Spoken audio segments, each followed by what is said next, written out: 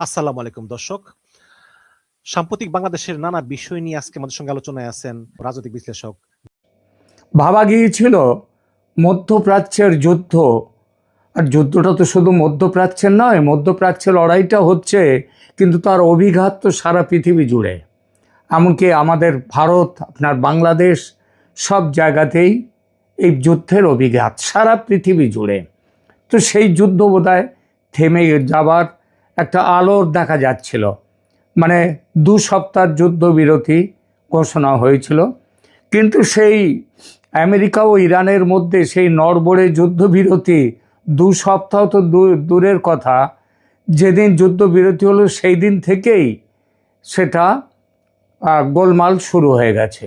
যুদ্ধবিরতিতে মানে তৃতীয় দিনে পদার্পণ করার আগেই, আজ তৃতীয় দিন, 8 তারিখে হয়েছিল, 8-9, আজ 10 তারিখ।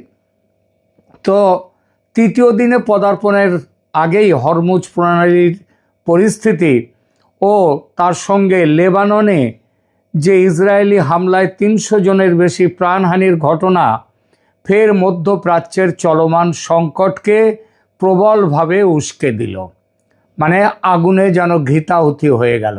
সর্বশেষ তথ্য অনুযায়ী প্রেসিডেন্ট ডোনাল্ড ট্রাম্প ইরানকে অভিযুক্ত করে বলেছেন যে তারা হরমুজ প্রণালী দিয়ে তেল চলাচলে বাধা সৃষ্টি করছে, যা যুদ্ধবিরতির সমঝোতার একটি লঙ্ঘন। তিনি তেহরানকে সতর্ক করে দিয়েছেন যেন তারা কোনো জাহাজের ওপর শুল্ক বা টোল আরোপ না করে। ট্রাম্প বলেছেন, ইরানের সহযোগিতা থাকুক বা না থাকুক, হরমুজ প্রণালী দিয়ে তেলবাহী জাহাজের আনাগোনা চলবেই। এর মানেটা একটাই দাঁড়ায়, এই কথার মানে যে ট্রাম্প হরমুজ প্রণালীতে ইরান তার কর্তৃত্ব নিয়ে থাকবে, সেটা আর থাকতে দেবেন না। এটা সেই যুদ্ধবিরতির আগের জায়গায় ফিরে যাওয়া। তেহরানের পক্ষ থেকে প্রতিক্রিয়া যদিও বেশ কিছুটা সংযত। ইরানের সর্বোচ্চ নেতা, ধর্মীয় নেতা মোস্তাফা খামেনি, তিনি বলেছেন ইরান যুদ্ধ বাড়াতে চায় না, তবে তিনি স্পষ্ট করে দিয়েছেন যে ইরান তার সার্বভৌম অধিকার ছাড়বে না। এই সার্বভৌম অধিকারের মধ্যে হরমুজ প্রণালীর ওপর তাদের নিয়ন্ত্রণও অন্তর্ভুক্ত।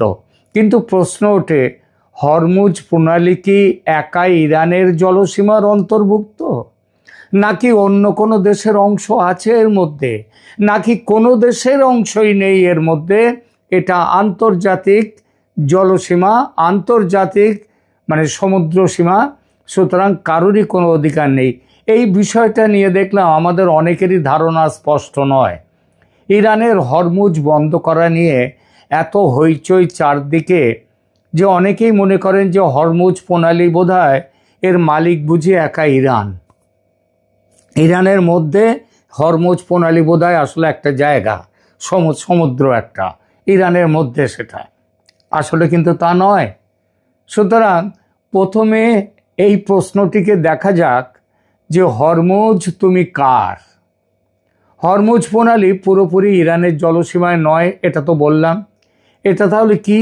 এটা এই যে জলসীমাটা, এর দুপাশে একদিকে আছে ইরান আর একদিকে আছে ওমান। এই দুই দেশের ভৌগোলিক অবস্থানের মাঝখানটায় দাঁড়িয়ে আছে এই হরমুজ প্রণালী, এই সমুদ্র, তার একটা প্রণালী, সমুদ্রই ওটা। তো এবং আন্তর্জাতিক এটা, তাহলে এটার মালিকটা কে হবে? এই ধরনের ক্ষেত্রে একটা আন্তর্জাতিক আইন থাকে, সেই আইন অনুযায়ী পরিচালিত হয় বিষয়টা। আর একটু পরিষ্কার করি, ভৌগোলিক অবস্থানে আগেই বললাম যে প্রণালীর উত্তর দিকে ইরান এবং দক্ষিণ দিকে আছে ওমান। ওমানের মুসান দাম বলে একটা দ্বীপ আছে, সেটা এরই মধ্যেও রয়েছে, এর মধ্যে এই হরমুজ প্রণালীর মধ্যে ওমানের অংশে। জলসীমার ভাগ এরকম কি, এই প্রণালীটি যেখানে সবচেয়ে সরু, সেখানে এর চওড়া প্রস্থ মাত্র 33 থেকে 34 কিলোমিটারের মতো। আন্তর্জাতিক নিয়ম অনুযায়ী একটি দেশের জলসীমা তার উপকূল থেকে 12 নটিক্যাল মাইল পর্যন্ত, এই 12 নটিক্যাল মাইল মানে হচ্ছে 22 কিলোমিটার, এই পর্যন্ত তার থাকবে তার জলসীমা, তার ওপারে তার কোনো অধিকার নেই, সেটা আন্তর্জাতিক। এইটা হচ্ছে নিয়ম। যেহেতু এই সরু অংশ মাত্র 33 কিলোমিটার চওড়া, তাহলে 22 কিলোমিটার যদি দেওয়া হয় ইরানকে আর 22 কিলোমিটার ওমানকে, তাহলে তো দরকার হয় 44 কিলোমিটার। কিন্তু যে অংশটা সবথেকে সরু যে অংশ, সেটাও বেশ কিছুটা, তার চওড়া হচ্ছে মাত্র 33 কিলোমিটার। সুতরাং 22 করে কেউ পায় না। তাই ইরান আর ওমান এখানে 21 কিলোমিটার করে 22 কিলোমিটারের পুরোটা পেতে পারে না। কিন্তু ইরান কোনো ছাড় দিতে রাজি নয়। প্রণালীটি খুব সরু, তাই এখানে ইরান এবং ওমান উভয় দেশেরই জলসীমা মিলেমিশে থাকে। এরা এতদিন এটা নিয়ে কেউ কোনো গোলমাল হয়নি। জাহাজ চলাচলের পথটা কীরকম আছে দেখা যাক। অনেকে ভাবতে পারেন যে এটা বোধহয় ইরানের দিক দিয়ে জাহাজটা বেশি চলাচল করে, কিন্তু সেরকম কোনো বিশেষ কোনো নেই। কারণ গভীরতার কারণে আন্তর্জাতিক যেসব বড় বড় জাহাজ চলাচল করে, তাদের প্রধান লেন, শিপিং লেন যেটাকে বলে, সেটা ওমানের জলসীমার ওপর দিয়ে গিয়েছে। আর পণ্যবাহী জাহাজগুলো ওই তেল নিয়ে যেগুলো আসে, সেগুলো ইরানের জলসীমার খুব কাছ দিয়ে বা ভেতর দিয়ে যেতে হয়। এইটা হচ্ছে নিয়ম। সমুদ্র সীমায় অধিকার বিষয়ে আন্তর্জাতিক আইন কি বলে? আন্তর্জাতিক আইন অনুযায়ী হরমুজ প্রণালী এটাকে আন্তর্জাতিক প্রণালী হিসেবে গণ্য করা হয়, যার ফলে কোনো দেশই এককভাবে এটি বন্ধ করার আইনি অধিকার রাখে না। ট্রানজিট প্যাসেজ নিয়মের অধীনে বিশ্বের সব দেশের বাণিজ্যিক জাহাজ এই পথ দিয়ে নির্বিঘ্নে যাতায়াত করত, এবং যতক্ষণ যাতায়াত করতে পারে, যতক্ষণ তারা উপকূলের যে দেশগুলো, মানে এখানে ইরান আর ওমান, তাদের নিরাপত্তার জন্য যদি হুমকি না হয়ে থাকে, তাহলে যাতায়াত করতে পারবে। ইরান বলছে এখানে অনেক দেশের জাহাজ তাদের পক্ষে হুমকি, সেই জন্য তারা আটকে দিয়েছে। অর্থাৎ এটি ইরান এবং ওমান উভয়ের জলসীমার মধ্যে, কিন্তু আন্তর্জাতিক নৌপথ, কেউ এটাকে আটকাতে পারে না। আটকাতে পারে তখন যখন পাশে যে দেশগুলো দুটো আছে তাদের নিরাপত্তা বিঘ্নিত হয়। স্বাভাবিক সময়ে বিশ্বের মোট তেল গ্যাসের প্রায় 20% এই সংকীর্ণ জলপথ দিয়ে চলে, যা হরমুজ প্রণালীকে কেবল একটি নৌপথ নয়, বরং বিশ্ব অর্থনীতির জীবনরেখা হিসেবে প্রতিষ্ঠিত করেছে। কিন্তু ইরানে প্রথম মার্কিন ইসরায়েলি হামলার পর থেকে তেহরান এই প্রণালীতে প্রবেশ অধিকার নিয়ন্ত্রণ করছে। কাউকে যেতে দেবে, কাউকে যেতে দেবে না। জাহাজগুলোকে অনুমোদন দিয়ে, ভারতের জাহাজও আসছে, তাদেরকে স্পেশালি অনুমোদন দিয়েছে। চীন রাশিয়া প্রথম থেকেই যাচ্ছিল, পাকিস্তানকেও ছেড়েছে, ইরাকের জাহাজও সেখান থেকে আসতে দিচ্ছে। তো এসবগুলো আছে, কিন্তু সব দেশের জাহাজ আসছে না।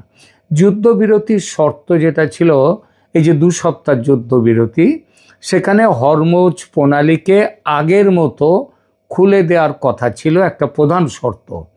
ইরান শুরুতে রাজি হলেও পরের দিকে ওই 8 তারিখেই যখন লেবাননে গিয়ে ইসরায়েল বোমা ফেলল, তখন ইরান আবার ওই পথ আটকে দিল। ব্যাপারটা বুঝলেন? তার মানে লেবাননে ইসরায়েলের হামলার প্রতিবাদে তারা আবার হরমুজ আটকে দিয়েছে। পরিসংখ্যান বলছে যুদ্ধবিরতি কার্যকর হওয়ার পর থেকে গত 3 দিনে মাত্র 10টা জাহাজ এই প্রণালী পার হয়েছে, যার মধ্যে মাত্র 4টে ছিল তেলবাহী ট্যাঙ্কার, যেগুলো ইরানের পাশ দিয়ে যাচ্ছে, আর 7টা ছিল অন্যান্য জাহাজ, তেলবাহী নয়, পণ্যবাহীও নয়।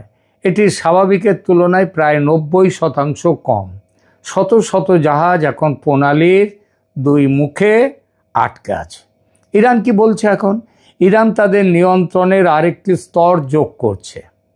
তারা বলছে জাহাজ পারাপারের জন্য টোল দিতে হবে। বিভিন্ন রিপোর্টে যা বলা হয়েছে যে ইরান দাবি করেছে প্রত্যেকটি ট্রানজিটের জন্য এক একটা জাহাজকে $20 লক্ষ চার্জ করা হতে পারে, মানে প্রতি ব্যারেল পিছু তেলের জন্য $1 করে দেওয়ার দাবি ইরান করেছে। এমন ইঙ্গিতও দিয়েছে ইরান যে এই টোল পেমেন্ট এটা মার্কিন ডলারে করা যাবে না, এটা হয় ক্রিপ্টোকারেন্সিতে পেমেন্ট করতে হবে বা চীনের ইউয়ানে এর পেমেন্ট করতে হবে, মার্কিন ডলারে নয়। কারণটা সহজবোধ্য, যে তাদের বেশিরভাগ ব্যবসায়ী হচ্ছে চীনের সাথে, সুতরাং চীনের সাথে ওই ব্যবসাগুলো টাকাটা ইউয়ানে পেলে তাদের সুবিধে। আর আমেরিকারও অর্থনৈতিকভাবে আমেরিকাকেও ডাউন করা গেল। ইরানের রাষ্ট্রীয় সংবাদ মাধ্যম এটিকে যুদ্ধ বিধ্বস্ত দেশ পুনর্গঠনের জন্য তহবিল সংগ্রহ বলে ঘোষণা দিয়েছে। আন্তর্জাতিক আইন বিশেষজ্ঞরা বলছেন যে নৌ চলাচলের স্বাধীনতা রয়েছে, সুতরাং কোনো পেমেন্ট বা টোল ছাড়াই জাহাজ চলাচল করতে পারবে, মানে টোল ছাড়াই। হরমুজ প্রণালী অন্য যে কোনো সামুদ্রিক পথের মতোই মানব জাতির জন্য একটি উন্মুক্ত সম্পদ, এখানে কারোর দখল নেই। শেষ পর্যন্ত পরিস্থিতি এমন দাঁড়িয়েছে যে যুদ্ধবিরতি কোনো মতে টিকে থাকলেও একটি গুরুত্বপূর্ণ জলপথ এটা ইরানের কঠোর নিয়ন্ত্রণে রয়েছে, এবং এই পথের নিয়মাবলী কে নির্ধারণ করবে, কিভাবে নির্ধারণ করবে, সেটা নিয়ে উত্তেজনা বাড়ছে। এর মধ্যে একটা মজার কথা শুনুন। বিজনেসম্যান ট্রাম্প এখানেও একটা ব্যবসার খেলা খেলতে গিয়েছেন। তিনি প্রস্তাব দিয়েছেন হরমুজ প্রণালী নিয়ন্ত্রণ করা ও টোল আদায়ের ব্যাপারটা ইরান ও আমেরিকা মিলেমিশে দেখবে যৌথভাবে। অর্থাৎ তাহলে কি আমেরিকার প্রস্তাব ট্রাম্প সাহেবের, টাকা পয়সা যা টোল থেকে উঠবে দুভাগ করে বাটোয়ারা করে নেবেন। ইরান এই প্রস্তাবে এখনও সম্মতি বা অসম্মতির কথা কিছু বলেনি, তবে সারা বিশ্বে শোরগোল পড়ে গিয়েছে। পৃথিবীর বহু দেশ আপত্তি তুলেছে এই ব্যবস্থায়, যে কেন আমরা টাকা দেব, তোমরা মিলেমিশে ভাগ করে নেবে, এটা আবার কি। ফলে ট্রাম্প সাহেব আবার ক্ষেপে গেছেন, ইরানকে হুমকি দিতে শুরু করেছেন, হরমুজ আটকানো যাবে না, আটকালে যুদ্ধবিরতি বানচাল। হরমুজে তো এই হাল। ওদিকে লেবাননে গত দুদিন দমাদম বোমা বর্ষণ করেছে ইসরায়েল। বহু সম্পত্তি ধ্বংস, 300-র ওপর মানুষের মৃত্যু, বহু আহত। এই বোমা বর্ষণে ইরান ক্ষেপে গেছে, বলছে লেবাননে ইসরায়েলি হামলা যুদ্ধবিরতির শর্ত ভঙ্গ। ইসরায়েলের জবাব, যুদ্ধবিরতির আলোচনায় লেবাননের নামগন্ধ কোথাও ছিল না। আমেরিকাও বলেছে না না, লেবানন নিয়ে তো কোনো কথা হয়নি। আর লেবাননে ইসরায়েলের হামলা দেখে পাল্টা কারণটা কি? কারণ লেবানন এবং সেখানকার হেজবোল্লাহ, তার সাথে তাদেরকে বলা হয় ইসরায়েলের প্রক্সি, ইসরায়েলের পক্ষে আছে তারা। হ্যাঁ, ফলে ইসরায়েলের ওপরে হামলা না করলেও ইরান হামলা শুরু করে দিয়েছে মধ্যপ্রাচ্যের অন্যান্য দেশগুলোর দিকে। একেবারে যুদ্ধবিরতির প্রথম দিনেই 8 তারিখেই। ফলত 8 এপ্রিল 2026 পাকিস্তান ভিত্তিক মধ্যস্থতায় আমেরিকা ও ইরানের মধ্যে 2 সপ্তাহের যুদ্ধবিরতি ঘোষিত হলেও গত 48 ঘন্টায় বেশ কিছু আরব দেশে ড্রোন ও ক্ষেপণাস্ত্র হামলার খবর পাওয়া গেছে। ইরান এবং আমেরিকা আনুষ্ঠানিকভাবে যুদ্ধবিরতিতে রাজি, তবে পরিস্থিতির বাস্তবতা কিন্তু তা নেই, অত্যন্ত জটিল এবং উত্তপ্ত। যেমনটা বললাম, যুদ্ধবিরতি ঘোষণার পর 8-9 এপ্রিল বিভিন্ন আরব দেশে ইরানের হামলা চলছে। সংক্ষেপে একটু বলি সেই সব হামলার কথা। কুয়েতে 8ই এপ্রিল যুদ্ধবিরতি ঘোষণার পরও কুয়েতের দক্ষিণাঞ্চলের তেল শোধনাগার এবং বিদ্যুৎ কেন্দ্র লক্ষ্য করে পাঠানো অন্তত 28টা ড্রোনকে কুয়েত তারা ভূপাতিত করতে পেরেছে বলে জানিয়েছে। কিছু ড্রোন আবার নিচে এসেও পড়েছে এবং বেশ ক্ষতিও করেছে। কাতারি প্রতিরক্ষা মন্ত্রণালয়ের মতে 8ই এপ্রিল তাদের আকাশসীমায় অন্তত 7টা মিসাইল এবং ড্রোন এসে তাদেরকে আটকানো হয়েছে। সৌদি প্রতিরক্ষা বাহিনী 8ই এপ্রিল তাদের পূর্বাঞ্চলীয় প্রদেশগুলোতে অন্তত 9টি ড্রোন ধ্বংস করেছে। বাহরিন ইরানি ড্রোন হামলার কারণে 8 এবং 9 তারিখে একটি আবাসিক এলাকায় অগ্নিকাণ্ড এবং ক্ষয়ক্ষতির খবর পাওয়া গেছে প্রচুর। বাহরিন ডিফেন্স ফোর্স প্রায় 16টা ড্রোনকে নামিয়েছে মানে এগুলো তো ড্রোন তো আত্মঘাতী ড্রোন বেশি হয়, সুতরাং নামানো থাকে না, তারা বোমা ফেলে তারা সেখানেই পড়ে যায়। জর্ডানের মুয়াফাক আল সালতি বিমান ঘাঁটিতে একটি ইরানি ক্ষেপণাস্ত্র আঘাত এনেছে বলে খবর পাওয়া গেছে। ইরাক কুর্দিস্তানের এরবিল এবং হারির বিমানবন্দরে ড্রোন হামলা করেছে ইরান। তবে ইরাকি সশস্ত্র গোষ্ঠীগুলো পরে 2 সপ্তাহের যুদ্ধবিরতি পালনের ঘোষণা দিয়েছে।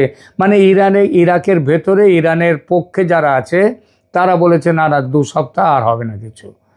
লেবানন ইস্যুতে ইসরায়েল এবং আমেরিকা দাবি করেছে যে এই যুদ্ধবিরতি লেবাননের ক্ষেত্রে প্রযোজ্য নয়, ইরান বলছে প্রযোজ্য। ফলে ইসরায়েল দক্ষিণ লেবানন ও বেইরুটে হিজবুল্লাহর লক্ষ্যবস্তুতে অপারেশন ইটারনাল ডার্কনেসের মাধ্যমে ব্যাপক বিমান হামলা চালিয়ে যাচ্ছে। এর প্রতিক্রিয়ায় হেজবুল্লাহ 9 এপ্রিল থেকে ইসরায়েলের ওপরেও পুনরায় হামলা শুরু করে দিয়েছে। তাহলে যুদ্ধবিরতির আসল চেহারাটা দেখলেন? এই যে যুদ্ধবিরতি এটা কদিন হবে থাকবে ঘোর সন্দেহ আছে। এখনও একমাত্র এখানে ইসরায়েল তার বাঁচা মরার লড়াই হিসেবে বেছে নিয়েছে, আবার এই বাঁচা মরার লড়াই ইরানের কাছেও। আর আরব দেশগুলো এই 2 শক্তির চাপে এবং আমেরিকা আরব দেশগুলোতে ঘাঁটি গেড়েছে, সুতরাং তারাও যুদ্ধের শিকার হচ্ছে। এই পরিস্থিতি থেকে পরিত্রাণের পথ ছিল আজ 10ই এপ্রিলে আজকেই ইসলামাবাদের শান্তি বৈঠক। সেখানে ইরানের 10 দফা দাবি আর আমেরিকার 15 দফা দাবি নিয়ে বৈঠকের কথা ছিল, কিন্তু সে বৈঠক এক অদ্ভুত কারণে ভেস্তে গেছে। কারণটা কি জানেন? গতকাল পাকিস্তানের পররাষ্ট্রমন্ত্রী ইসাক দার এক পোস্ট দিয়ে বলেছেন ইসরায়েল লেবাননে গণহত্যা চালাচ্ছে।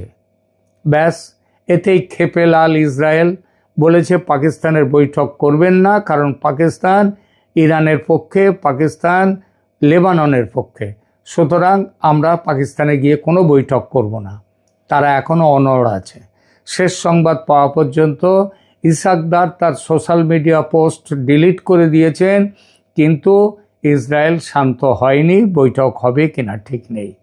সব মিলে যা অবস্থা, তাতে 2 সপ্তাহ যুদ্ধবিরতি 2 দিনের মধ্যেই মুখ থুবড়ে পড়বে কিনা সেই চিন্তা এখন আবার ছেয়ে ফেলেছে সারা পৃথিবীকে। আপনাদের কাছে নিয়মিত খবর পাঠাবো, যুদ্ধের খবর, মধ্যপ্রাচ্যের খবর। থাকবেন, সাবস্ক্রাইব করুন।